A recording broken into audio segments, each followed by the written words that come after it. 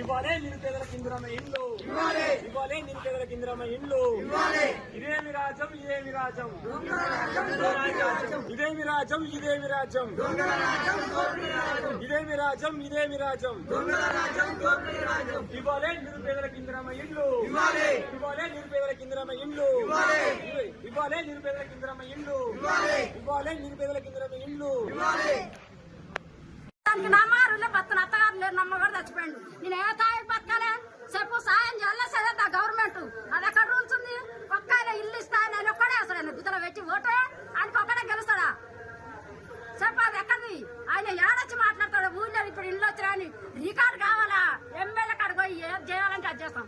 ఆయన సావననేది అసలు ఇంటి ముందు అలా చూసుకో, అంత జిద్దు చేస్తాం.